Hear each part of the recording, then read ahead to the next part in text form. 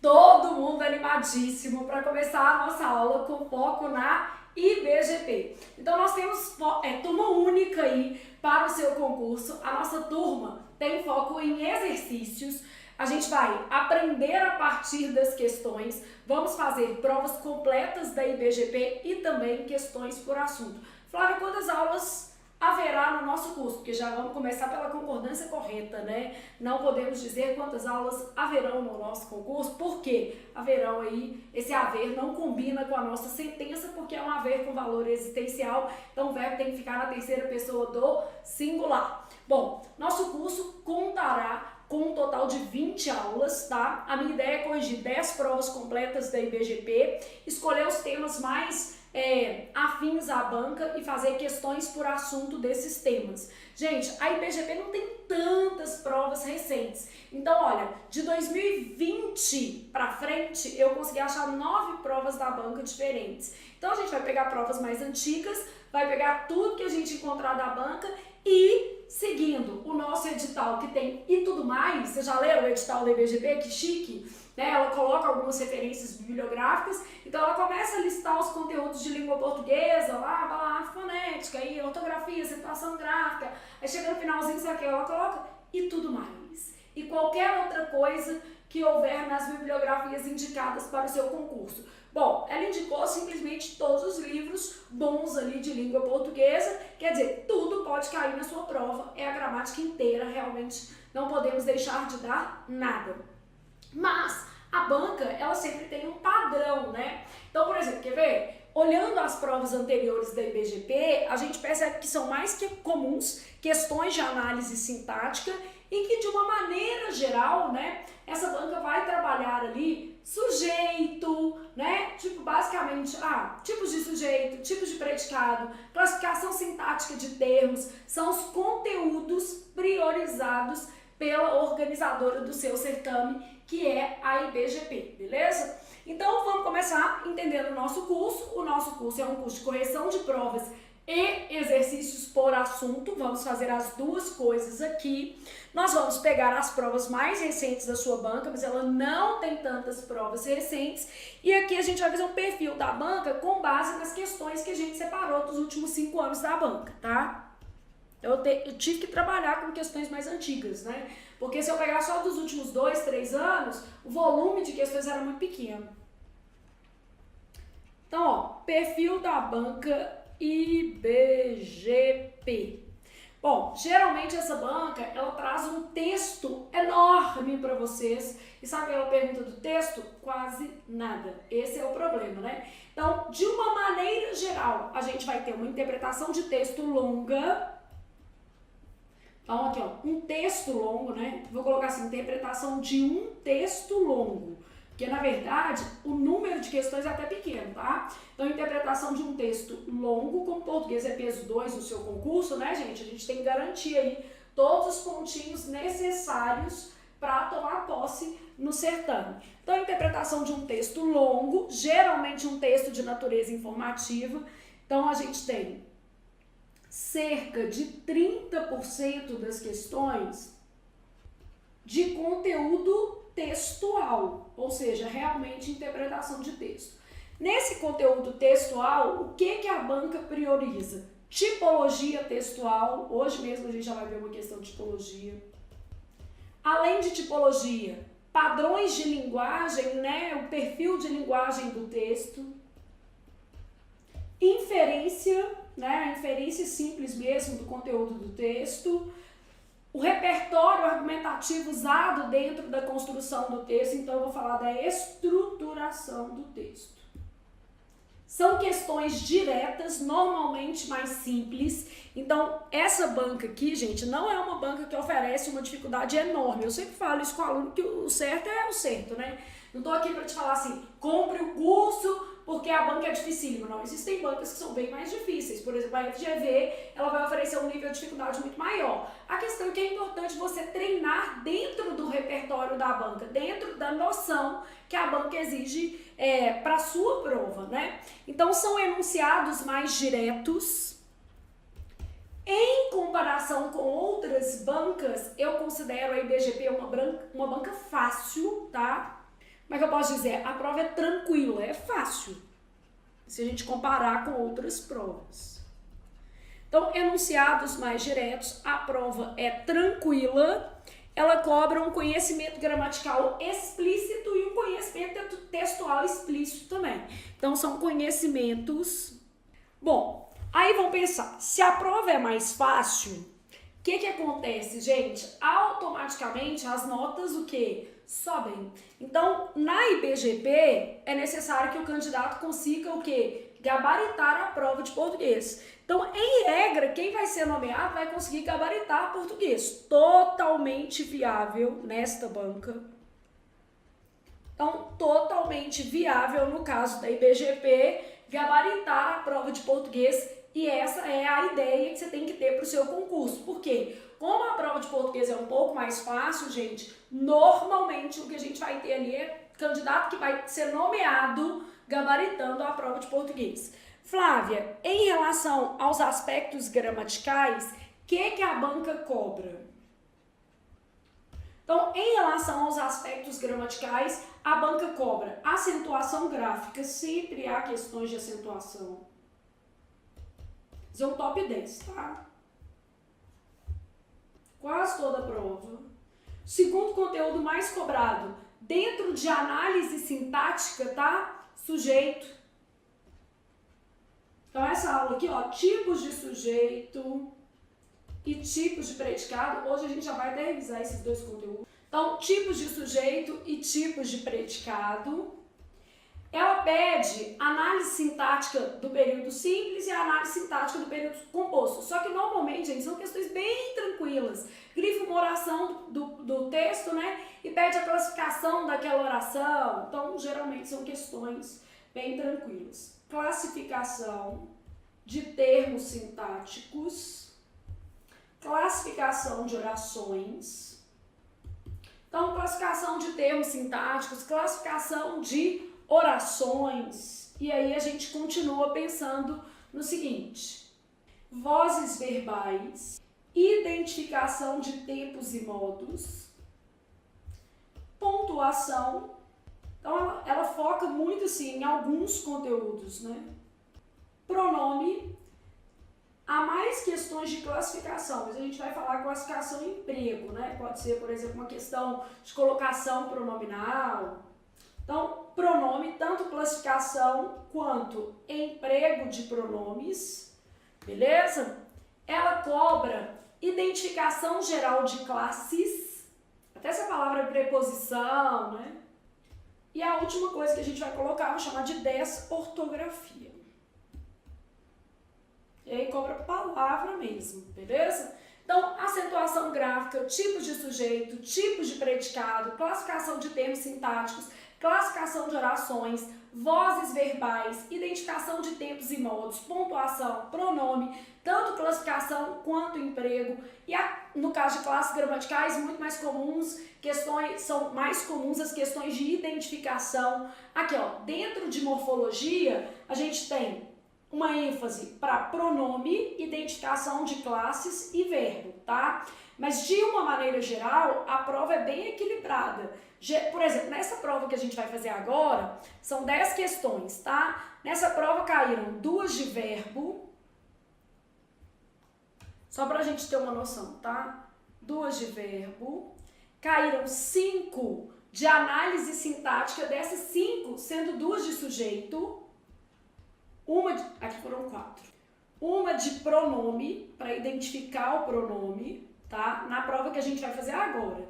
E 3 de texto, sendo que nessas 3 de texto aqui, uma era de tipologia, uma era de linguagem. Então, na prova que a gente vai fazer agora, eu tenho 2 questões de verbo, uma de vozes e outra de identificação de tempos e modos. Eu tenho uma questão de pronome, que é para identificar onde há pronome, eu acho que é demonstrativo ou relativo, uma coisa assim.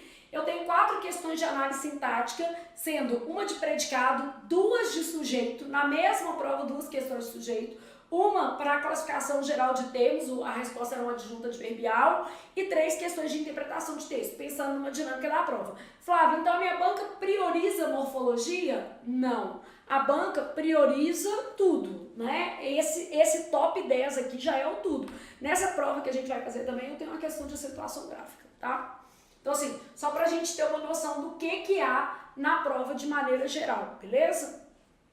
Então, pensando nessa prova, eu tenho ali um mix bem interessante, tanto com análise sintática, quanto com morfologia, tudo cai. Então, fazendo uma prova, a gente vai entender melhor como a IBGP trabalha.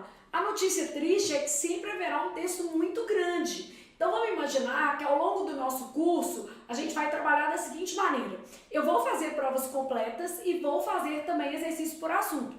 Porque nas listas de exercício por assunto, eu acabo ganhando um pouco de tempo para poder revisar o conteúdo, em vez de ficar lendo um textão que não vai servir quase que para nada. Só que a gente tem que pensar o seguinte, gente, chega lá na prova, às vezes a banca muda de perfil, aí ela traz um textão e umas questões bem complicadas de interpretação de texto, aí fica todo mundo morrendo lá. Então eu sempre falo, treinamento bom, 80% da sua banca, que é a IBGP, e 20% de outras bancas, para poder abrir os seus horizontes, né? E você conseguir, assim, pensar de maneira mais adequada. Flávia, e no nosso caso, o que a gente vai fazer? As 20 aulas do seu curso são da IBGP. A gente vai trabalhar questões da sua banca.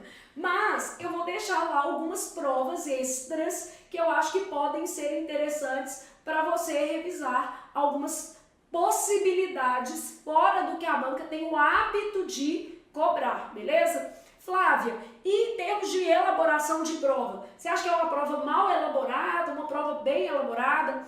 De uma maneira geral, as questões são muito simples e são bem elaboradas, ou seja, de uma maneira geral, eu não percebi, não identifiquei tantas questões com falhas na formulação. Mas uma questão ou outra, logicamente, apresenta problema. Isso é natural, todas as bancas, né, vão ter ali pontos de falha. Mas assim, no geral, fazendo 300 questões da sua banca, identifiquei pouquíssimas questões com falha de elaboração. Então não precisa sofrer com isso, que é uma prova bem tranquila.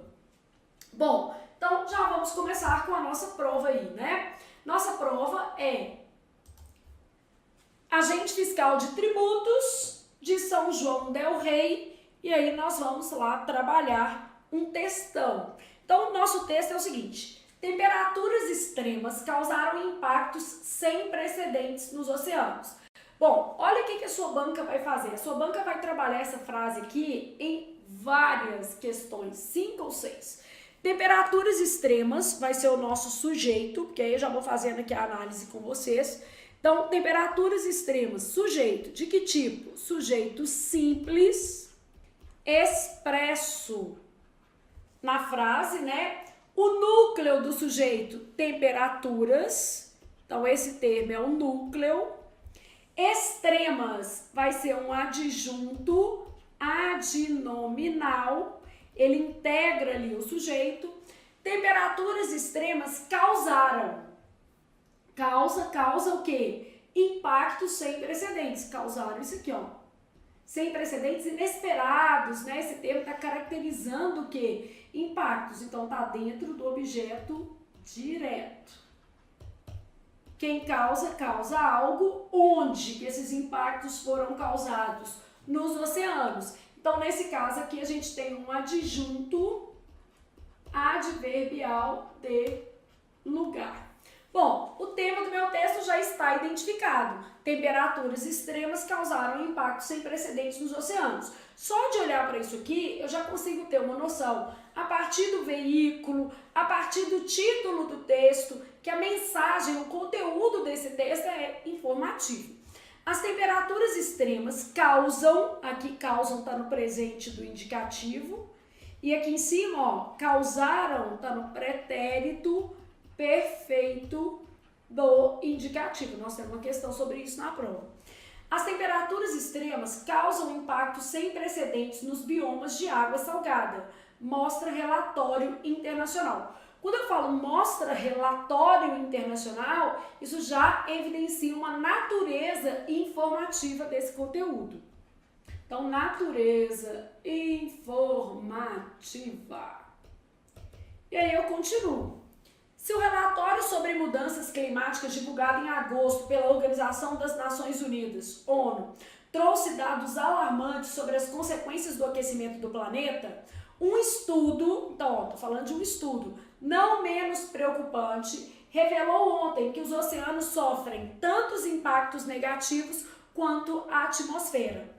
Na avaliação dos 120 especialistas de mais de 30 instituições europeias que elaboraram o Copernicus Oceanos, os impactos verificados nas águas salgadas, que cobrem 3/3 da superfície da Terra, não encontram precedentes históricos. Então, quer dizer, esses impactos são muito relevantes e não encontram precedentes históricos.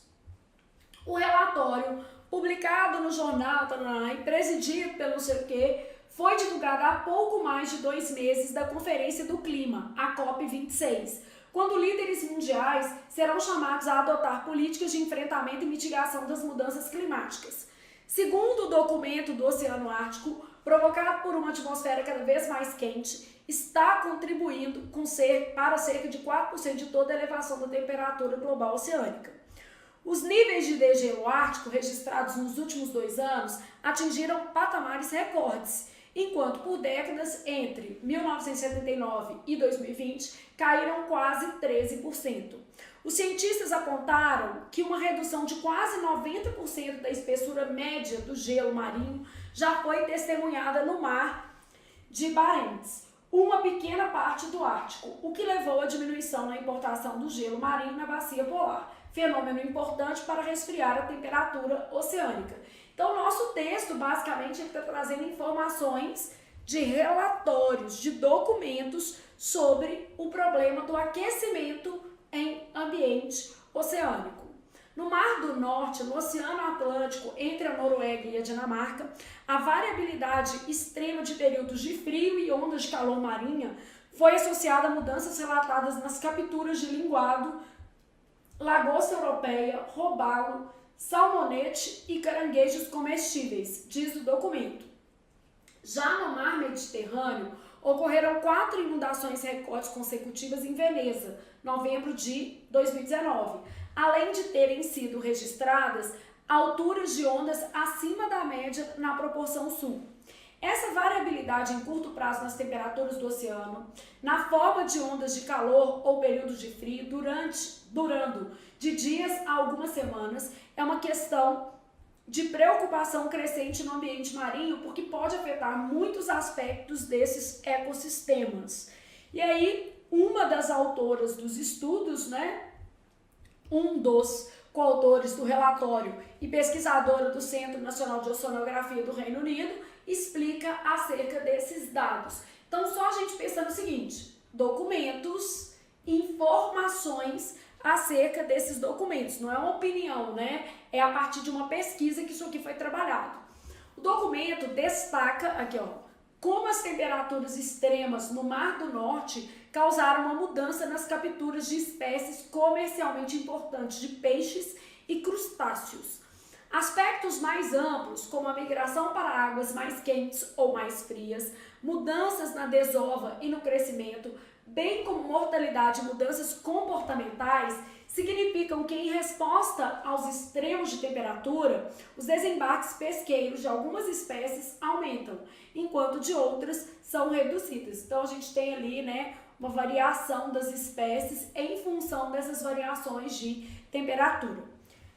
Monitoramento. Os cientistas documentaram que, globalmente, a temperatura média do mar subiu a uma taxa de 0,015 graus Celsius por ano, de 1993 a 2019. E os níveis de oxigênio, estoque de O2, no Mar Negro, caíram a uma taxa de 0,16 mol por metro quadrado por ano entre 1955 e 2019. Só informação, gente? Em nota, a presidente do relatório, Darina Van Chachachan, da não sei o que, destacou a necessidade urgente de medidas de monitoramento e proteção. Mudanças climáticas, poluição e superexploração, a próxima frase que eles vão usar para fazer as questões do texto são essas aqui, ó. Colocaram pressões sem precedentes sobre o oceano, exigindo com urgência medidas sustentáveis de governança, adaptação, gestão, a fim de garantir os vários papéis de suporte de vida que esse ecossistema oferece para o bem-estar humano, disse. As aspas aqui, né, marcando citações textuais. Não perguntou, mas já vamos pensar nisso. Considerar o oceano como um fator fundamental no sistema terrestre e abraçar a sua natureza multidimensional e interconectada é a base para um futuro sustentável.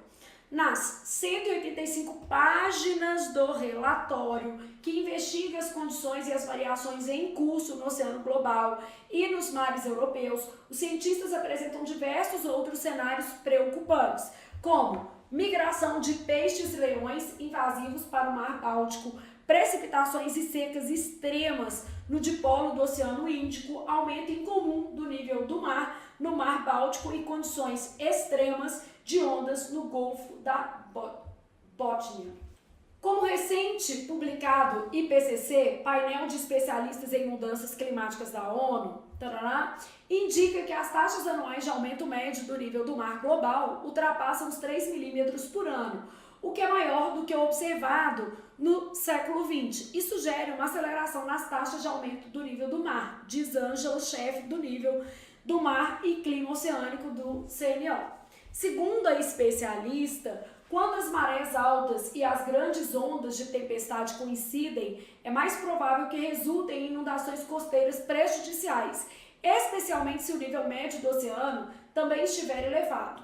O aquecimento crescente e a perda de massa de gelo das geleiras e mantos de gelo na Groenlândia e na Antártida também farão com que esses aumentos continuem. Portanto, uma conclusão, eventos como o de Venetim Água Alta, destacado no relatório As Inundações de Veneza em 2019, devem se tornar cada vez mais comuns à medida que o nível do mar continua a subir. Fonte, sempre importante olhar a fonte. Gente, todas as provas dessa banca têm textos de 3 páginas. Assim, e o pior é que as questões são tão fáceis que você tem uma vontade de falar assim, não precisa ler, mas não pode fazer isso, porque um ponto muda a sua vida. Então você precisa ler com calma, não tem jeito. O que eu te sugeriria é, considerando a IBGP, eu diria o seguinte, avalie as questões de interpretação de texto, dê uma olhadinha antes, para na hora que você for ler o texto, você já conseguir direcionar a sua leitura. Porque são textos tão grandes que a gente meio que se perde na leitura. E eu não achei nenhuma prova com texto pequeno da sua banca. Se vier, vai ser no seu concurso, tá? Porque por enquanto é só textão. Bom, texto, notícia, conteúdo de ciência, ó. Temperaturas extremas causaram impactos sem precedentes nos oceanos. Porque verificar a fonte é importante para a gente ter uma noção ali do que a gente pode pensar em termos de tipologia textual, tá? Então, a nossa primeira questão é sobre tipologia textual. A partir da leitura do texto, é correto afirmar que ele possui um caráter de que tipo? Informativo. Um texto descritivo, gente, ele é essencialmente observacional. Não é bem o caso aqui. Eu posso observar um cenário, uma paisagem. No caso, eu estou trazendo informações pautadas em pesquisas. Então, o texto é informativo, né? Baseado em pesquisas e em argumentos de autoridade. Porque há umas falas, né? São aquelas pequenas inserções de estudiosos acerca do tema. Né? Não há propriamente uma tese, né? Esse texto não defende uma tese, ele traz um conteúdo informativo. É um conteúdo, inclusive, científico, né? Então, essa já vai ser a nossa resposta. Possui caráter descritivo? Não. Um texto descritivo, ele vai ter uma natureza observacional. Aí a gente pode descrever tanto cenário quanto personagem, né? Cenários, personagens e outras coisas que você quiser descrever. Um texto narrativo, uma coisa importante na descrição é que o tempo não evolui, né? O tempo é estático, fixado no momento da observação. Se alguém te perguntar como a Flávia está hoje, vai falar que está de rosa. É no momento da observação. Então, o tempo é estático, fixado no momento da observação. Bom, possui caráter narrativo. O que é um texto narrativo? Aí a gente já percebe uma evolução temporal. Nas narrações, a evolução temporal. A gente vai ter um enredo. Esse enredo, ele vai ter narrador. Então, eu vou ter o que, né, que é o próprio enredo, quem, onde, quando. Na narrativa, a gente sempre fala na necessidade de um contexto espaço-temporal. O que é o fato em si, né? E quem? Os personagens que vão aparecer ali, que podem ser reais ou fictícios, a depender do caso. Então, na narrativa, a gente sempre vai ter uma evolução temporal. Então, pensando ali na dinâmica de tipo. Um texto injuntivo. O que é um texto injuntivo? Bula de remédio, receita, cartilha. Então, cartilha para acabar com a dengue, né? Você não deixar água parada aí na sua casa. Então, um texto injuntivo tem caráter instrucional. Então, o texto injuntivo vai apresentar um caráter instrucional dentro do contexto lógico, né? Traz orientações acerca de um dado procedimento. Então, o nosso curso, gente, é de exercício, mas o nosso objetivo vai ser sempre revisar conteúdos a partir das questões, né? Então, caráter instrucional, o texto traz orientações acerca de um dado procedimento ali, beleza? Geralmente uma bula, uma receita, uma cartilha, são opções de textos, o quê? Injuntivos. Pensa, gente, sempre assim, Flávia, o que eu poderia fazer para melhorar, né, vamos dizer assim, a minha organização de estudo? Faça fichas. Então, estudando por questões, você pode sempre elaborar fichas. Eu vou elaborar uma fichinha de tipologias textuais, ó. Então, tipologias textuais, vou trabalhar as principais. Um texto pode ser descritivo. Um texto pode ser narrativo. Um texto pode ser expositivo. A gente usa falar também que ele pode ser informativo, mas isso aqui está bem perto, tá? Ele pode ser argumentativo. Aqui a gente fala que ele é dissertativo argumentativo. Aqui a gente fala que ele é dissertativo expositivo. Um texto pode ser injuntivo. São as principais tipologias, principalmente considerando sua banca, que é a IBGP, tá? Porque a gente faz, às vezes, um esquema pensando em quais foram as respostas que a banca trouxe ao longo dos últimos 5 anos para as provas. Então, a sua banca trabalhou sempre nessa lógica aqui. Bom, um texto pode ter mais de uma tipologia, a gente avalia aquela que predomina. Então, o texto pode apresentar mais de uma tipologia. Aí, ou eu vou avaliar um fragmento ou avaliar a que predomina dentro do texto. Bom, então, isso aqui eu já tenho uma lógica. O texto descritivo, observacional e estático. O texto narrativo, né? Ele vai ter onde, quando, quem e o que. Esses são os elementos básicos da narrativa e a gente sempre vai notar uma evolução temporal. Depois, mais tarde, em seguida, dúvida, né, fazendo isso aqui. O texto de natureza expositiva está baseado na realidade. O texto de natureza argumentativa, então o texto argumentativo, vou puxar certinho assim, só para a gente fazer um contraponto, ele apresenta defesa de uma tese. Um texto de natureza informativa, gente, ele está baseado mais do que na realidade, ele está baseado numa pesquisa, né? É o tipo de conteúdo. Esse texto aqui, ó, a gente considerou como um texto informativo, até porque aqui nem existe a natureza expositiva. Mas essa setinha que eu coloquei é exatamente porque não existe muita diferença entre um texto expositivo e um texto que informativo, é uma questão de nomenclatura. A banca que a gente está trabalhando, que é a IBGP, ela oscila entre essas duas. Aparece isso e isso. E ainda aparece assim, ó, dissertativo expositivo, dissertativo argumentativo. Então, pensando nesse esqueminha para IBGP, eu estou usando todos os nomes que eu já vi a sua banca utilizar, tá? Então, um texto informativo, ele também é baseado na realidade. Ele vai trazer pesquisas, né, dados.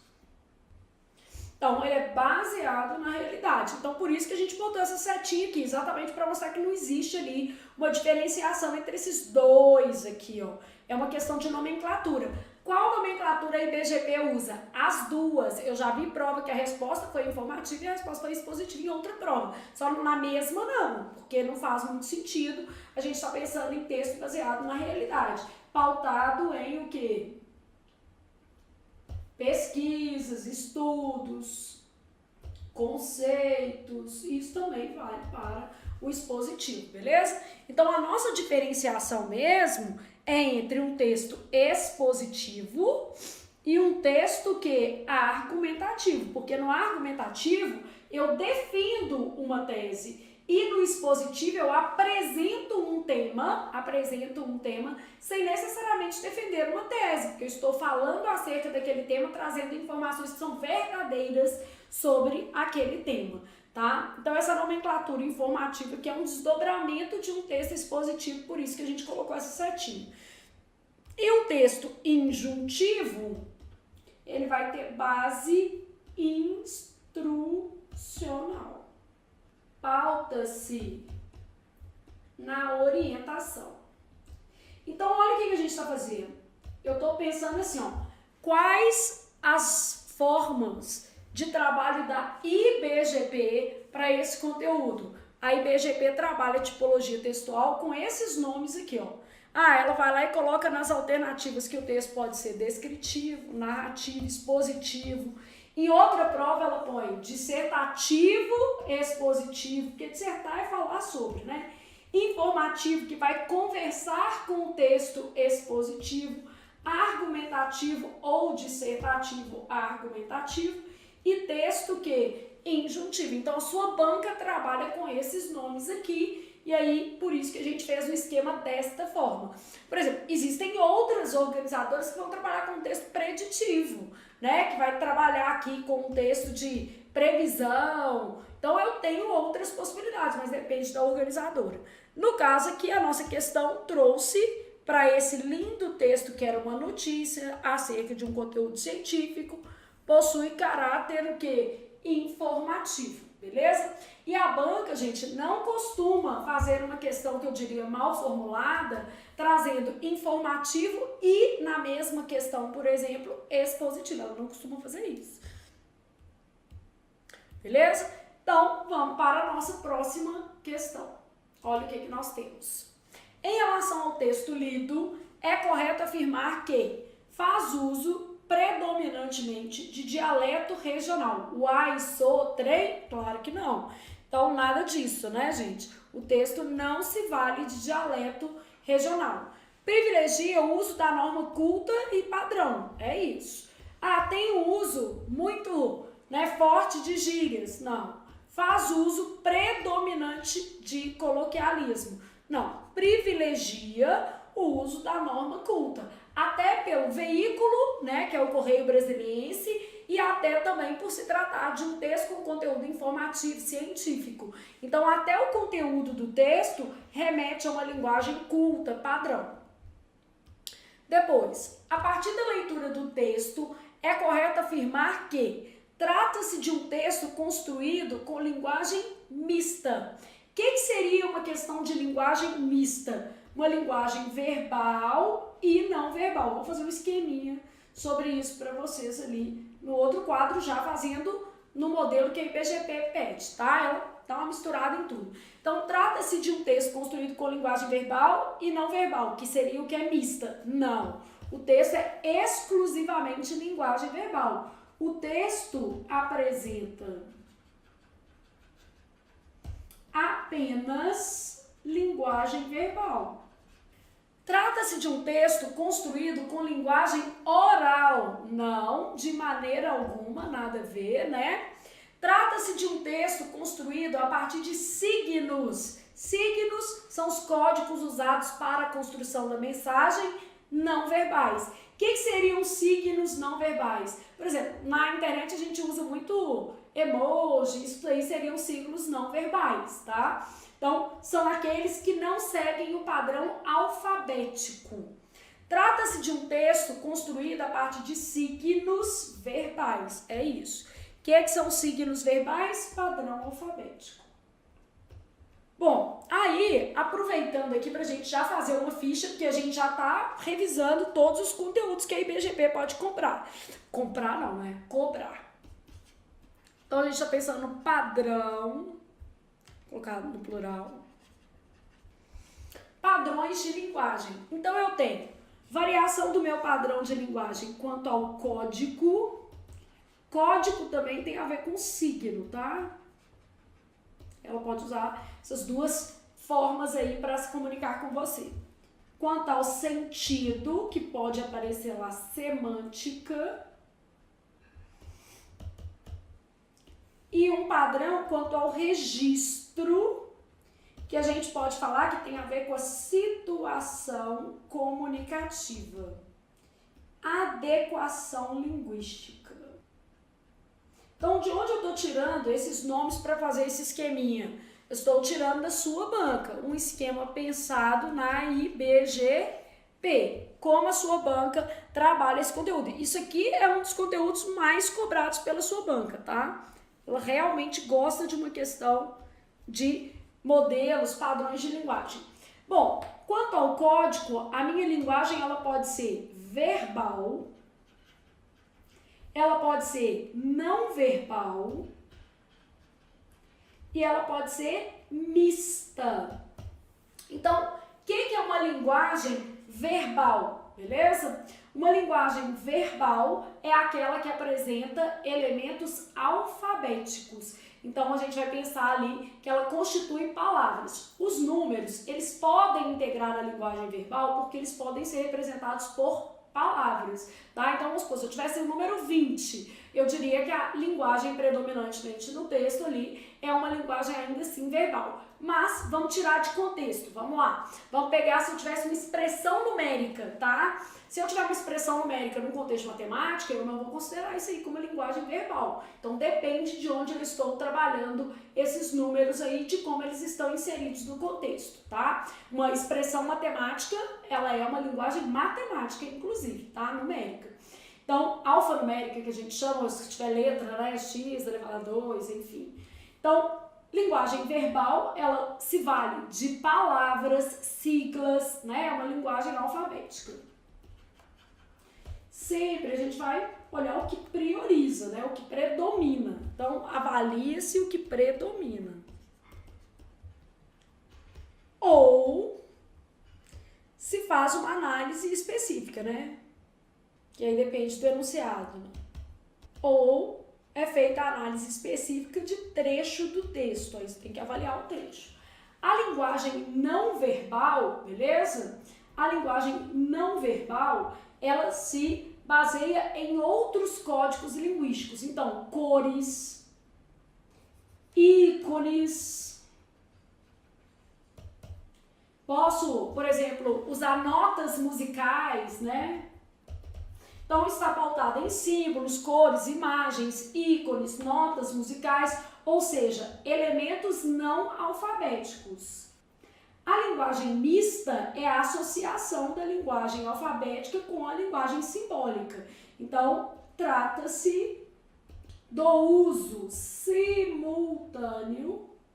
de linguagem verbal e não verbal na construção da mensagem.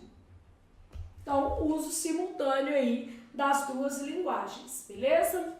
Bom, aí no caso da questão semântica, a gente está avaliando duas coisas. Sentido denotativo, que é a denotação, e a conotação. Então, quando eu penso em sentido, conotação e denotação. Uma linguagem denotativa se vale do sentido de o quê? Dicionário, beleza?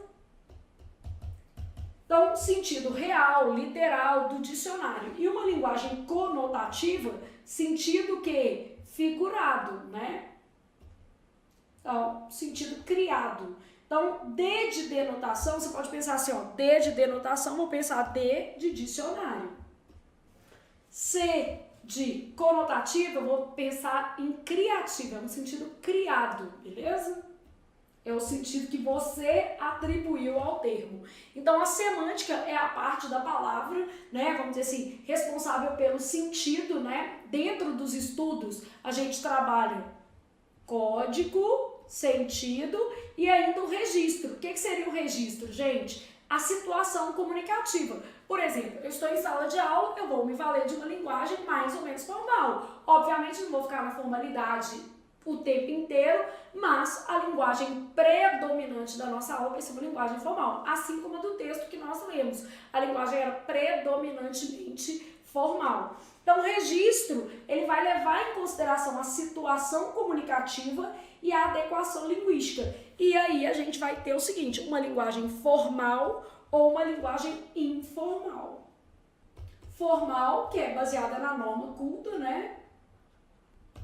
E uma linguagem mais informal. E essa linguagem ela vai ter traços de oralidade. E ela pode, em alguma medida, transgredir a norma culta. Então, nesse caso, há a possibilidade de a gente ter pequenos desvios gramaticais, beleza? Então, quando a gente pensa em padrão de linguagem, eu posso ter uma linguagem pautada no código, uma linguagem pautada no sentido e uma linguagem pautada no registro. Na nossa questão, a partir da leitura do texto, era correto afirmar que se trata de uma linguagem mista? Não, porque o texto apresenta apenas linguagem o quê? Verbal. Então, quando a gente vai olhar esse texto como um todo, ele traz linguagem verbal. Ô Flávio, mas apareceu esse número. Não, para exposição de data, século, isso aqui é considerado linguagem verbal. A não ser, como eu te disse, fosse uma expressão matemática, que aí é outra coisa, a gente vai ter outro tipo de símbolo, tá? Então, o fato de haver números aqui, indicando especialmente quantidades, datas, nesse caso aí, a gente não tem um comprometimento da linguagem verbal, tá? Então, pensou nisso aqui tudo, aí foi lá fazer a sua questãozinha e dentro da sua questão, linguagem oral não tem, signos não verbais não, né? E trata-se de um texto construído a partir de signos o quê? Verbais. É um texto construído a partir de padrão o quê? Alfabético, ele se baseia em palavras. Então, bora lá. Nosso esqueminha, temperaturas extremas causaram impactos sem precedentes nos oceanos. A partir do título do texto, é correto afirmar que as ações que serão abordadas encontram-se no tempo verbal. Bom, avaliei o texto, né? As ações que serão abordadas no texto, ó. Temperaturas extremas causaram impactos sem precedentes nos oceanos. Ele está falando de alguma coisa que já aconteceu. Olha, vamos pensar no gênero textual aqui, ó. Como é um gênero textual, o gênero é notícia. A notícia, ela sempre retrata algo que já aconteceu. Então, ela está baseada em algo que já aconteceu. Então, temperaturas extremas causaram impactos sem precedentes nos oceanos. Pensei aqui, é um pretérito perfeito do indicativo, mas o que ele está me perguntando, na verdade, é o seguinte: a partir do título, que é esse, tá? É correto afirmar que as ações que você... Aqui na prova o título não veio transcrito nas questões não, tá? Eu aqui transcrevi para facilitar a vida. Então, a partir do título do texto, é correto afirmar que as ações serão abordadas dentro do texto se encontram em qual tempo? No futuro do pretérito? Não, porque o futuro do pretérito sugere hipótese, né? Eu poderia estudar mais se quisesse de fato passar. Futuro do presente é uma ação que ainda não aconteceu. Ação tomada como certa no futuro. Então, ação tomada como certa no futuro. Pretérito perfeito do indicativo. Pretérito perfeito do indicativo vai ser a nossa resposta. Uma notícia, né, gente, está pautada em algo que já aconteceu. Então, as notícias, pensando aqui no gênero textual, normalmente elas são constituídas a partir do pretérito perfeito do indicativo, porque indicam uma ação totalmente concluída no passado. E o presente é uma coisa que está em processo, que está acontecendo, né? Então, não faz sentido aí para uma notícia. Logo, considerando o gênero textual, o pretérito perfeito é o nosso, né, tempo verbal aí para constituir uma notícia. Tati falando aí que eu passei no MP, passei, Tati, esse concurso aí, eu tirei um, mas acabei passando outro. Tá bom, tá ótimo, né? Não sei se eu vou ser chamado, porque no Ministério Público de Minas Gerais, uma vaga para redator revisou e eu estou em 5º lugar. Então, não sei se vou ser chamado, mas enfim, né? Passei. E é bom, a gente fica com uma sensação boa, né? Agradável. De vez em quando tem que tentar os concursinhos, né, gente? Bom, eu tenho lá o seguinte: o termo nos oceanos, presente no título do texto, é corretamente classificado sintaticamente como? Então, a gente está pensando aqui numa classificação em termos sintáticos. A gente já fez a análise dessa frase.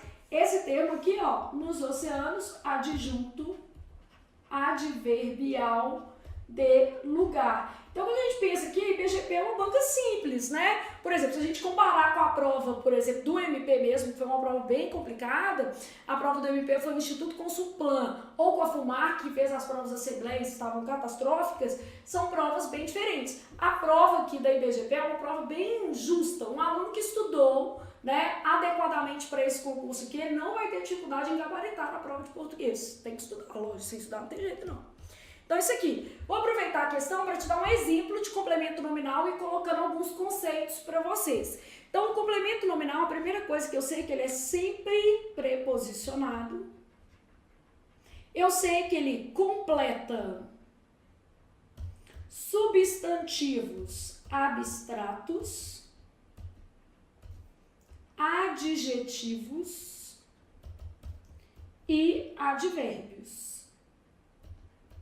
Então, eu sei isso aqui. O complemento nominal, o que mais cai para diferenciar um do outro aqui, né, é em relação ao substantivo abstrato, porque tanto o complemento nominal quanto o adjunto adnominal podem se referir a substantivos o quê? Abstratos. Então, o adjunto adnominal, ele tem natureza ativa com substantivo abstrato. Vou te explicar isso aqui, o que é isso. Já o complemento nominal tem natureza passiva com substantivo abstrato.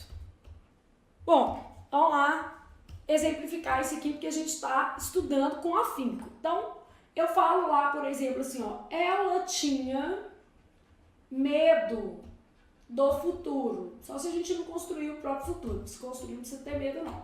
Quem tem medo o quê? De. Então, medo, substantivo abstrato. Do futuro, complemento nominal. O futuro é temido. Era favorável à medida. Quem é favorável a alguma coisa. Favorável é um adjetivo. Então, a medida, complemento nominal. Estava perto de tomar posse. Isso é para vocês e para mim também. Então, estava perto de tomar posse. Quem está perto de. Perto é um advérbio De tomar posse aqui, ó, é um complemento nominal, só que eu ainda fiz mais. Eu fiz um complemento nominal de natureza oracional. Então, complemento nominal oracional, porque ele está representado por uma oração. Então, ó, o complemento nominal, ele pode se ligar a um substantivo abstrato, a um adjetivo ou a um advérbio.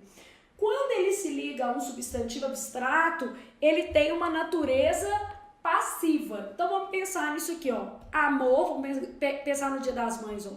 Amor à mãe é necessário, com certeza, né, gente?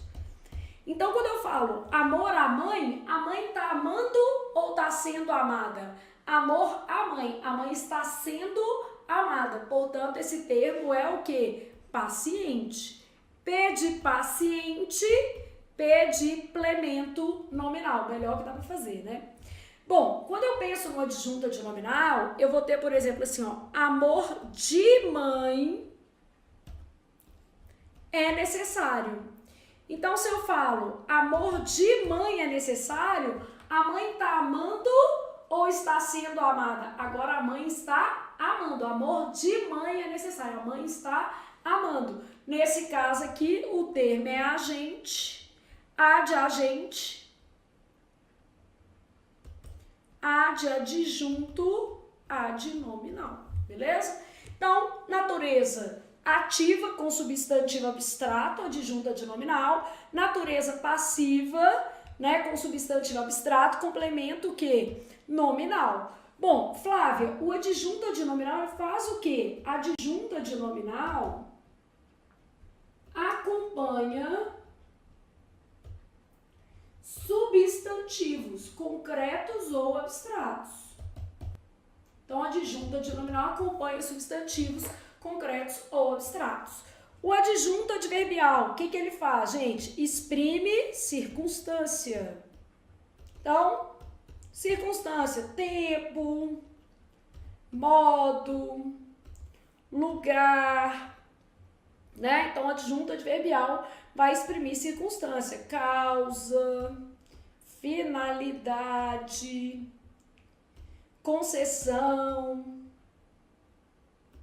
Então, tem várias possibilidades aqui. E às vezes a gente vai deixar assim, ele exprime uma circunstância em sentido mais geral também. Nem sempre é possível subcategorizar, tá? Isso não é um problema. Quando eu falo em complemento verbal, eu estou pensando em duas categorias. O objeto direto, que é um complemento que não exige preposição, apesar de poder aparecer. A gente fala não exige. E o objeto que? Indireto, que é um complemento que pede preposição. Preposição pode estar implícita, subentendida, mas ela aparece. Então, isso aqui, aproveitando para a gente revisar um pouco essa base de análise sintática. De uma maneira geral, as questões da IBGP vão ser questões mais tranquilas, vão cobrar conteúdos de análise sintática com muita frequência, mas vão ser questões mais fáceis, como essa daqui de adjunta adverbial. Inclusive, eu percebi assim, que a banca adora a questão de tipos de sujeito e adjunta adverbial. Um monte de prova cobrou esse conteúdo aí. E bora para a nossa próxima questão. Então, tem o seguinte. O sujeito presente na oração que compõe o título do texto é classificado corretamente como? Eu tenho lá assim, ó, temperaturas extremas, sujeito, simples, expresso, núcleo, temperaturas. Então, o sujeito é como? Simples, beleza? Então, o sujeito presente na oração é um sujeito simples. Flávia, o que seria um sujeito desinencial? Somos responsáveis pelo nosso futuro. Só teme o futuro quem não constrói o próprio futuro, né? Somos responsáveis pelo próprio futuro. O futuro não cai do céu, é construção. Somos responsáveis pelo próprio futuro. Quem somos? Nós. Está implícito na desinência do verbo. Então, o sujeito desinencial, ó, aparece implícito na desinência do verbo. Beleza? Sujeito simples. O que acontece com o sujeito simples? Apresenta apenas um núcleo. Não quer dizer que vai ter uma palavra só, né? Então, apresenta apenas um núcleo. Indeterminado existe, que é diferente do sujeito inexistente, né? Mas não pode ser identificado no contexto. Então, o sujeito indeterminado ele existe, mas não pode ser identificado no contexto.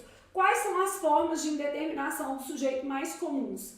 Terceira do plural sem referente. Tipo, roubaram meu relógio, eu não sei quem foi. Verbo intransitivo, transitivo indireto, ou verbo de ligação mais a partícula se.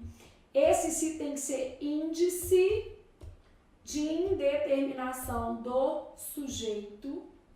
Nesse caso, o verbo tem que estar na terceira do singular. Então, verbo intransitivo, transitivo indireto ou verbo de ligação, mais a partícula se, índice de indeterminação do sujeito. E a gente também tem uma indeterminação do sujeito que é menos comum, nunca vi na IBGP, mas é um infinitivo impessoal. Então, quando eu tenho infinitivo impessoal, isso também é uma forma. Sujeito composto apresenta mais de um núcleo. Nós vamos ter nessa mesma prova uma questão de sujeito que composto, beleza? Só para a gente melhorar o nosso esquema, né? Aqui eu já tinha dado um exemplo, ó. Somos responsáveis pelo próprio futuro. O sujeito desinencial, também chamado de sujeito oculto, aparece implícito aqui na forma verbal. Vou dar um exemplo de sujeito simples, ó. As ideias de... Vou colocar assim porque parece composto, mas não é, ó. As ideias do pai e da mãe eram boas. Quando eu falo as ideias do pai e da mãe, gente, quer dizer que o pai e a mãe tiveram ideias conjuntas, senão eu diria as ideias do pai e as da mãe. Se eu colocasse as ideias do pai e as da mãe, aí o meu sujeito seria composto. Por quê? Porque eu teria ali dois núcleos, a palavra ideias reiterada do outro lado. Então, para mostrar isso para você, ó, vou colocar aqui, ó, as ideias do pai e as da mãe.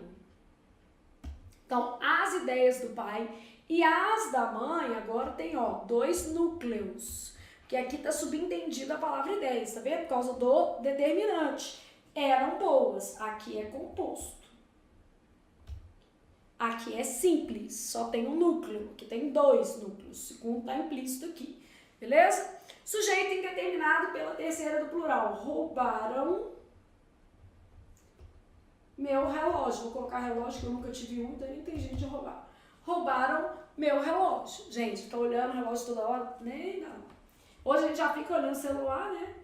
Bom, aqui, ó, vive-se bem em Belo Horizonte. Verdade que é. Então, vive-se bem em Belo Horizonte. No caso aí, vive-se o verbo intransitivo seguido de um se, índice de determinação do sujeito.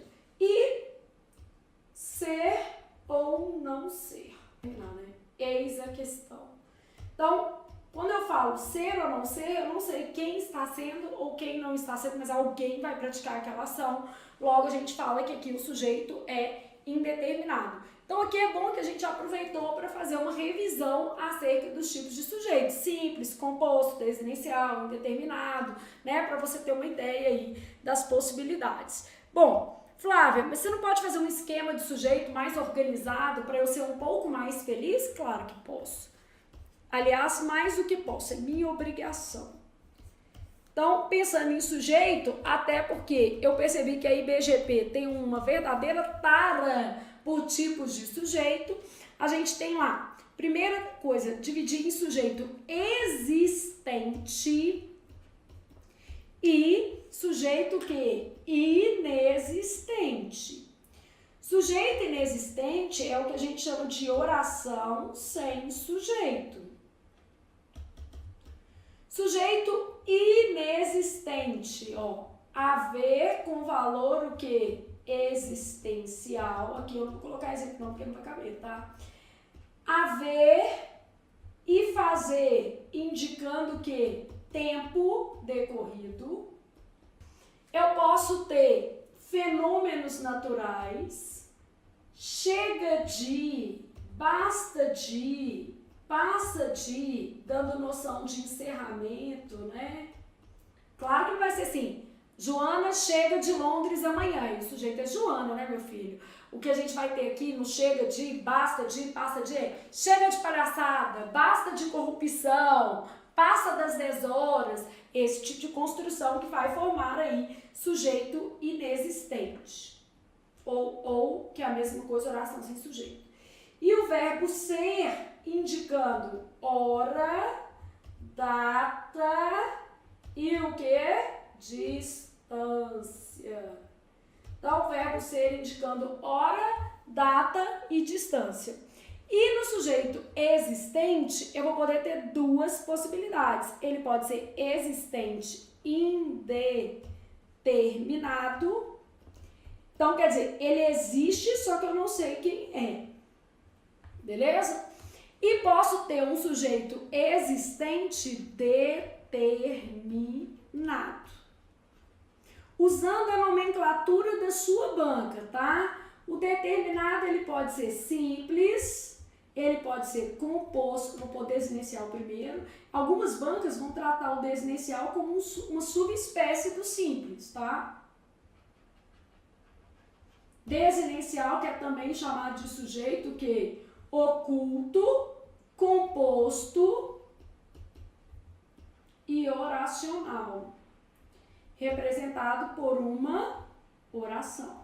Aqui o desinicial eu não estou puxando uma setinha para ele, porque existem bancas que vão trabalhar como uma subespécie. Ele pode ser simples, expresso e simples o que? Desinicial. Mas sua banca, geralmente, ela vai trabalhar assim, ó. Ela vai fazer essa setinha aqui, fazer uma linha pontilhada. A gente está pensando na IBGP, né? Bom, sujeito indeterminado, a gente já sabe lá quais são as possibilidades. Terceira, do plural sem referente. Verbo intransitivo, transitivo indireto, ou verbo de ligação, mais o se, sendo que esse se tem que ser índice de indeterminação do sujeito. Se você fizer vários esqueminhas, você vai pegar, gente, não tem muito erro. E verbo no infinitivo impessoal. Então, e verbo no infinitivo impessoal. Então, você já sabe que o sujeito pode ser inexistente ou existente. Essa é a primeira coisa que a gente olha. O inexistente é a mesma coisa de oração sem sujeito. Aí o meu sujeito, ele pode ser determinado, simples, que vai ter apenas o quê? Um núcleo.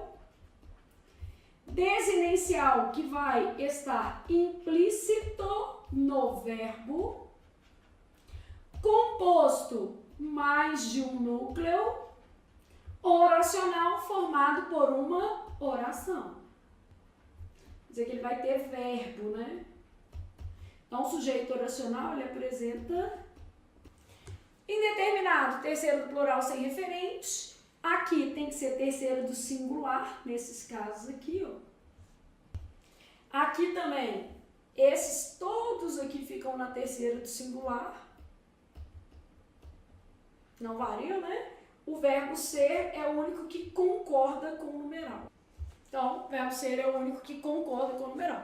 Aí, um esqueminha de sujeito, depois se você quiser melhorar esse esquema, você pode colocar exemplo, mas a gente já sabe que a IBGP, ó, adora isso aqui. Então, você faz um coração, porque a sua banca ama. E a gente vai sempre trabalhando, ó. Numa prova, com 10 questões, 2 de sujeito, se eu não parar para fazer uma revisão, eu sou uma pessoa má, né?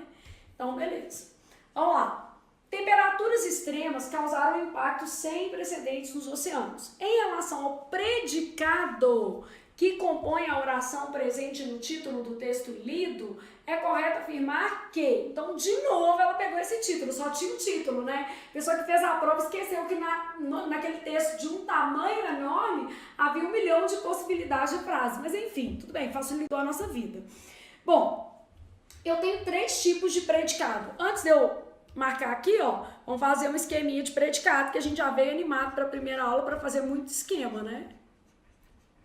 Então, predicado, tipos. Então, tipos de predicado.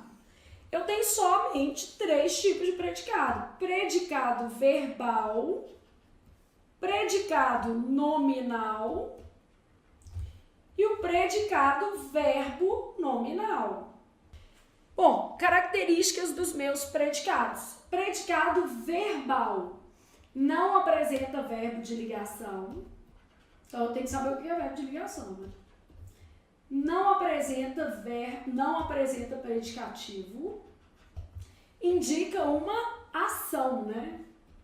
Então, não apresenta verbo de ligação, não apresenta predicativo, indica uma ação. Predicado nominal é o único desses daqui, ó, que tem verbo de ligação. Se ele tem verbo de ligação, obrigatoriamente precisa ter predicativo do sujeito. Tem que ter, né? Então, apresenta predicativo do sujeito. Então, é o único tipo com verbo de ligação e apresenta predicativo do sujeito, beleza? Claro que ele indica qualidade, estado, né? Vamos aproveitar aqui para fazer o predicado verbo nominal. O que é o predicado verbo nominal? É tipo, casou esse com esse, aí deu um filhinho que era o verbo nominal, né? É um sangue AB. O que é um sangue AB? Ele não apresenta verbo de ligação, mas apresenta predicativo. Só que o predicativo pode ser do sujeito ou do objeto. Então, aqui, ó. Característica da mãe. Não apresenta verbo de ligação. Só que apresenta predicativo.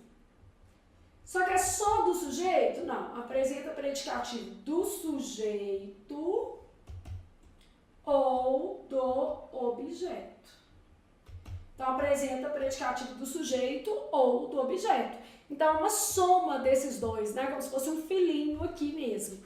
Bom, o que vai acontecer? Predicado verbal, o núcleo é o verbo.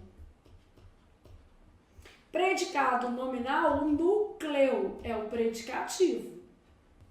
Predicado verbo nominal, ele vai ter núcleos. 2, um do pai e um da mãe, ó. Núcleos, verbo mais o que? Predicativo. Agora, só exemplificar para a gente ser mais feliz que aqui cabe, né? Então, tô lá pensando nos meus tipos de predicado. Eu falo assim, ó, encontraram a moça no local. Encontraram alguém que eu não sei quem, então o sujeito é indeterminado, terceiro do plural. Quem encontra alguém, a moça OD no local adjunto adverbial, predicado verbal. Meu predicado é tudo, né? Porque o sujeito não está escrito na frase e o predicado aqui é verbal. Bom, vamos supor que eu tivesse assim, ó. Ela estava nervosa na ocasião. Sujeito, ela, predicado, isso tudo, ó. Estava nervosa na ocasião. Na ocasião é quando. Então, adjunto adverbial. Nervosa é qualidade da moça, varia, né? Então, esse nervosa aqui é um predicativo do sujeito. E estava, meu verbo de ligação. Então, ela estava nervosa na ocasião, meu predicado é nominal, porque ele tem verbo de ligação e apresenta predicativo do sujeito. Agora, encontraram, vou fazer um pai, aqui, ó, encontraram a moça nervosa no local. Quando eu falo encontraram a moça nervosa no local, encontraram sujeito que indeterminado, quem encontra alguém, objeto direto, predicativo do objeto. Encontraram na nervosa. Isso aqui é um adjunto adverbial. Eu consegui, inclusive, separar esses dois termos, que é uma condição para a gente analisar isso aqui, ó. Eu posso fazer encontraram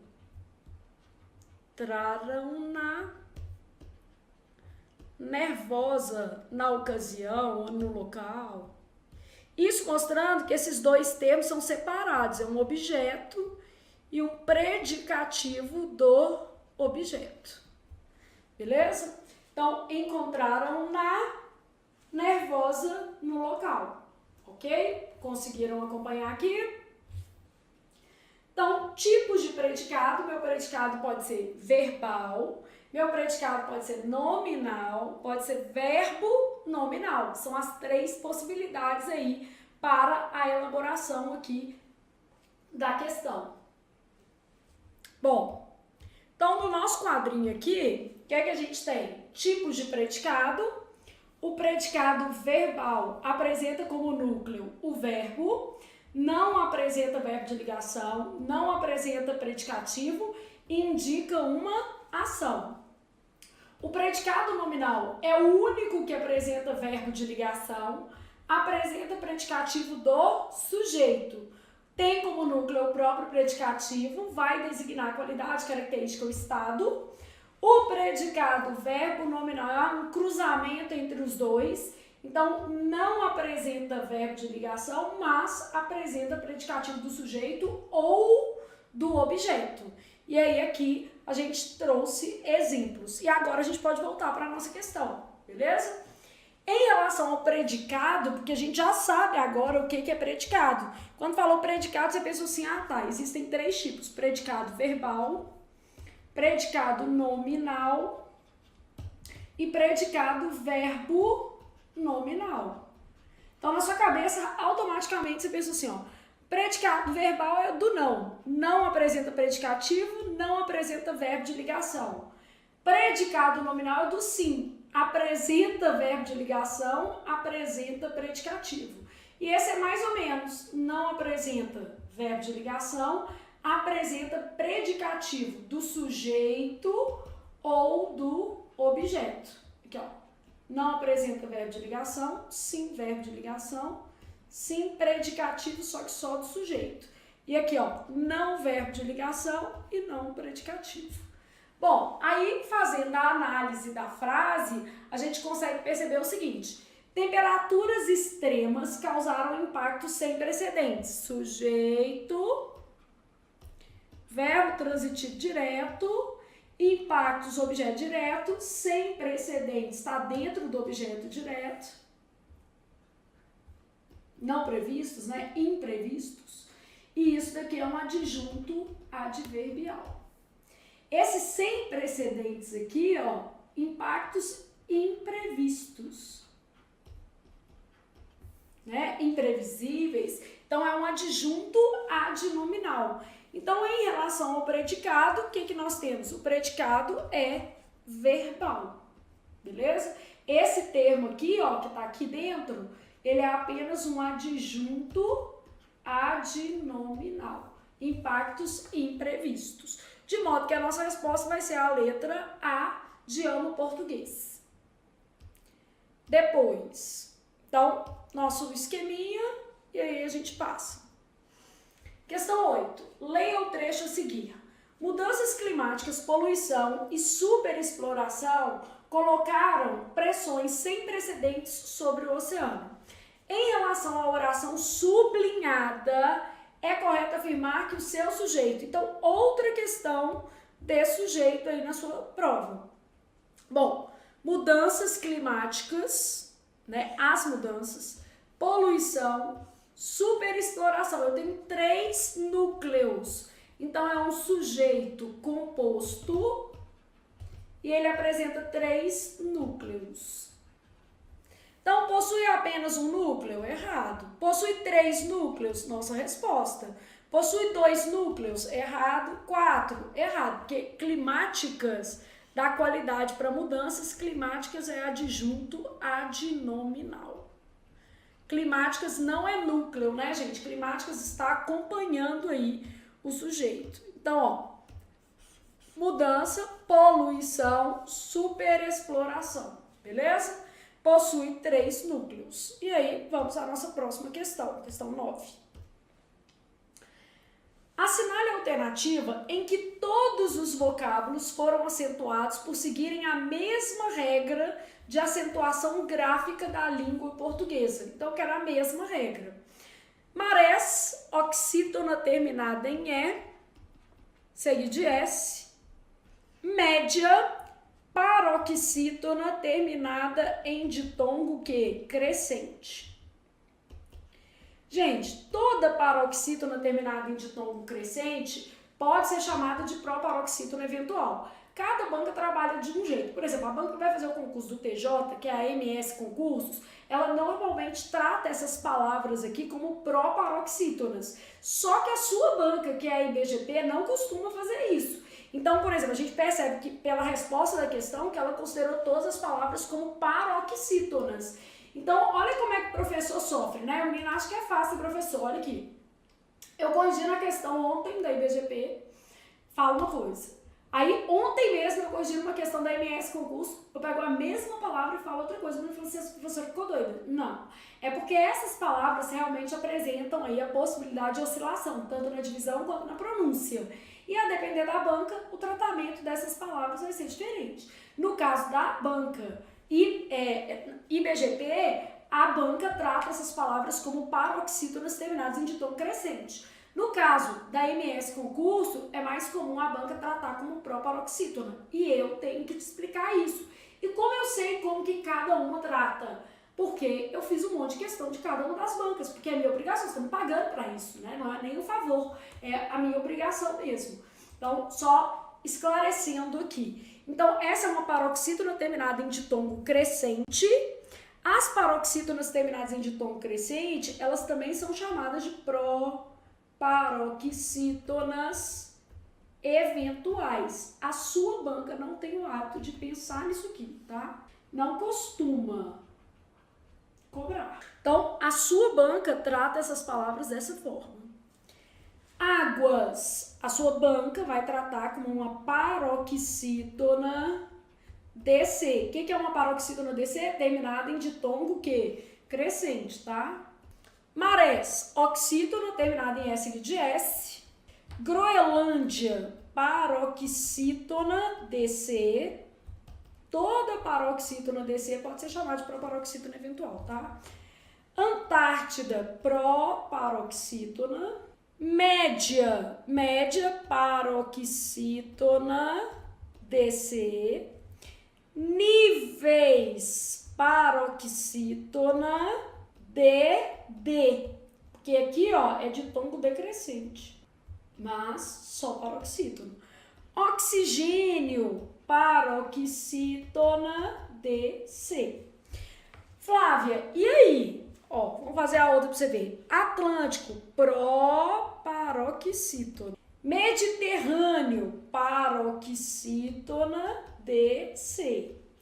Águas, paroxítona DC. Gente, tem nem dúvida. A resposta é essa, ó. Paroxítona, paroxítona e paroxítona. Ô Flávio, mas os ditongos são diferentes, mas a regra de paroxítona não diferencia, não. A regra de paroxítona fala assim, ó. Paroxítonas, tá? Acentuam-se as paroxítonas terminadas em L, N, R, X, I, US, ão, PS e ditongo. No caso do ditongo, tanto crescentes quanto o quê? Decrescentes. Então, não diferencia isso aqui não. Então, acentuam-se as paroxítonas terminadas em L, N, R, X, I, US, ão, PS e ditongo. Tanto ditongo crescente quanto ditongo o quê? Decrescente. Como nós não estamos fazendo nada, vamos dar exemplo aqui, ó. Amável, hífen, néctar, tórax, júri, álbum, ônus, ímã, órgão, bíceps, tatuado de preferência, né? Ditongo, crescente, pode ser Flávia, beleza? E decrescente pode ser amáveis, no plural, decrescente e crescente, tá? E aí, só mostrando a lógica aqui, tá certo? É uma questão super simples, tá? E muito recorrente na banca. Isso aqui, ó, a IBGP adora cobrar a questão de acentuação gráfica. Lembrando que esta prova que nós estamos corrigindo é uma prova de analista, tá? Então, cai, beleza? Só não, aqui, é uma prova que se você não gabaritar, você tá fora da vida, porque é muito gabaritável, tá muito simples. E todas as provas da banca, de uma maneira geral, são simples, gente. Não adianta, porque se a gente for fazer da banca, é assim que ela cobra. Flávia, mas você vai colocar umas questões mais complicadas lá no meu curso, porque se a banca mudar de ideia, eu não passo vergonha. Claro, eu sou doida por acaso? Depois vem uma prova, tipo assim, muito difícil e a gente vai passar vergonha. Só para você ter uma ideia, a última prova do concurso da SMPU de fiscal de parques, né, do município de Belo Horizonte, foi feita pela FUMARC. A prova foi dificílima e eu vou colocar a prova lá para vocês. Só que não é da sua banca, tá? Mas eu vou colocar lá, pode ficar tranquilo. Leia o trecho a seguir. O documento destaca, então aqui eu tenho o verbo destacar, né, o verbo transitivo direto, como as temperaturas extremas no Mar do Norte causaram uma mudança na captura de espécies comercialmente importantes de peixes e crustáceos. A partir do estudo relacionado a vozes verbais, é correto afirmar que o período lido se encontra na voz ativa, né, gente? Voz passiva analítica, eu teria que ter ser ou estar mais o que? Particípio. Então, por exemplo, o documento destaca que as temperaturas extremas do Mar do Norte, causaram uma mudança. Uma mudança foi causada, por exemplo, né? Exemplo. Aqui, ó. Vou colocar assim, ó. As temperaturas causaram, então uma mudança foi causada pelas temperaturas. Então, a mudança foi causada pelas temperaturas extremas do Mar do Norte, beleza? Bom, voz passiva sintética. Eu vou ter verbo transitivo direto ou transitivo direto e indireto, mais a partícula se. Esse se tem que ser uma partícula o quê? Apassivadora. Então, aqui, ó. Então, uma mudança foi causada? Causou-se uma mudança. Geralmente a gente suprime um agente, né? Causou-se uma mudança, vou colocar, por exemplo, no Mar do Norte. Beleza? Voz reflexiva. O sujeito pratica e, ao mesmo tempo, sofre a ação verbal. Então, por exemplo, ela se considera uma boa pessoa. Isso é o mais importante, né? Você se considerar uma boa pessoa. Então, ela se considera uma boa pessoa, quer dizer, considera a si mesma. Na voz ativa, o sujeito pratica a ação, que é o que a gente tem aqui, né? O documento destaca as temperaturas causaram. Então, o sujeito pratica a ação. Na voz passiva, o sujeito sofre a ação verbal. Então, gente, nós vamos fazer questão, mas nosso objetivo é, antes de mais nada, revisar a partir das questões, conhecer o estilo da banca, né? Então, a gente já sabe ali mais ou menos como é que vai ser a dinâmica do nosso curso. Vamos fazer sequências por assunto, eu vou intercalando entre provas completas e sequências por assunto, porque é importante, tá? Então, nossa ideia é fazer mais ou menos 10 provas da sua banca, mais recentes, e fazer sequências também de 10 questões, revisando conteúdos específicos. Então, 10 questões de verbo, 10 questões de pronome, ok? Vamos fazer todas as provas recentes. Então, as provas, por exemplo, aplicadas na Prefeitura de Ouro Preto, em Brumadinho, essas eu já até corrigi, só para vocês terem uma ideia, já estão até gravadas, a gente fez em aulas passadas já, Aline. Então, todas essas provas recentes serão feitas no seu curso. Eu peguei de 2023 para trás, de modo que a gente vai fazer ali no nosso curso cerca de 300 questões da IBGP. E vou colocar algumas questões de outras organizadoras, como, por exemplo, a última prova para o concurso de parques de Belo Horizonte, feita pela FUMARC. Então, uma prova totalmente diferente do perfil da IBGP, uma prova num nível acima, mais difícil, né? Mas é válido a gente também trabalhar questões um pouco mais elaboradas. Eu sempre falo que para mais também é importante. Então, vou deixar algumas listas extras, além das nossas aulas, tá? Com um nível um pouco mais elaborado ali, porque eu acho que isso vai ser válido para você que está estudando para o concurso. Por quê? Se a banca entender por bem fazer uma prova mais difícil, nós não ficaremos refém de um resultado ruim, né? Então, nós não ficaremos reféns, para fazer uma concordância certinha, de um resultado ruim, beleza? Então, com isso, nós terminamos a nossa aula de hoje.